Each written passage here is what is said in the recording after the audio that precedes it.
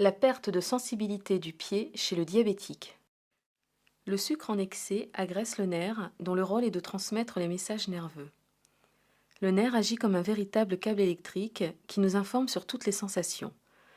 Si le nerf est malade, le message n'est plus transmis correctement. En pratique, cela se traduit par des troubles de la sensibilité, mais aussi par des sensations de douleur, de fourmillement, de marche sur du coton, d'orteils morts. En médecine, cela s'appelle la neuropathie diabétique. Si vous remarquez ces signes et ou une insensibilité des pieds, soyez vigilant et parlez-en à votre médecin. Il y a des risques de complications. De plus, la neuropathie entraîne des déformations des pieds. Pieds plats, orteils en marteau, avant-pieds ronds, pieds de charcot. Ces déformations provoquent des callosités, des durillons ou des cors qu'il est préférable de soigner. Le pied est alimenté en oxygène par un réseau d'artères et d'artérioles qui apportent aux muscles et aux tissus l'oxygène et les nutriments nécessaires à leur fonctionnement. Si vous êtes diabétique et que vous fumez, que vous avez de l'hypertension, que vous mangez trop de graisse, le vieillissement de vos vaisseaux est accéléré. Le cholestérol s'y dépose, vos artères deviennent dures. Les artères des jambes se bouchent, diminuant ainsi l'apport d'oxygène aux pieds. C'est l'artérite. La moindre blessure risque alors de ne pas cicatriser. À l'origine d'une plaie ou d'une gangrène chez le diabétique artéritique, il y a toujours une petite blessure provoquée par une chaussure, un ongle mal taillé ou un objet contendant, blessure qui aurait pu être évitée. La surveillance. Examinez vos pieds tous les jours. Utilisez un miroir si vous avez des difficultés pour observer la plante des pieds. Faites vérifier vos pieds par votre compagne ou compagnon ou une tierce personne si vous ne pouvez le faire vous-même. Regardez entre les orteils.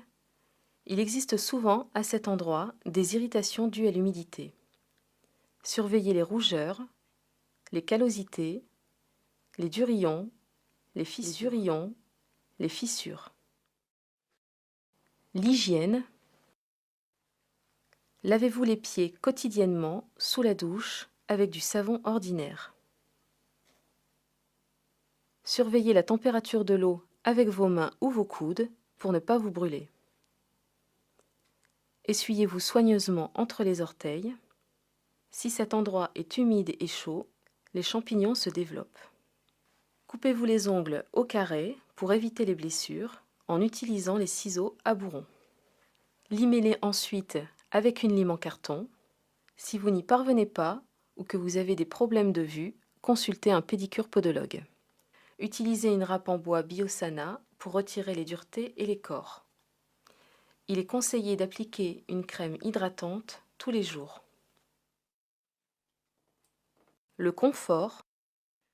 Si vous avez du diabète, prenez l'habitude à chaque fois que vous vous chaussez de passer la main dans vos chaussures afin d'y déceler une couture gênante, un caillou ou un éventuel objet susceptible de vous blesser sans vous en rendre compte. Choisissez des chaussures en cuir, à votre pointure, suffisamment larges aux orteils, avec un talon de 3 à 4 cm. Le pied gonfle en fin de journée. C'est le moment propice pour acheter des chaussures. Il est préférable de porter des chaussures neuves progressivement. Changez de chaussettes tous les jours. Choisissez-les en coton ou en fil d'Écosse, à votre taille, pas trop serrantes. Cela gênerait la circulation. Évitons les risques. Des gestes simples et un suivi de votre diabète sont des atouts. Une alimentation équilibrée, une activité physique régulière, l'arrêt du tabac, une tension artérielle équilibrée, moins de 13,8, un diabète équilibré, hémoglobine glyquée inférieure à 6,5%. Une surveillance quotidienne des pieds, porter des chaussures adaptées. Un examen des pieds une fois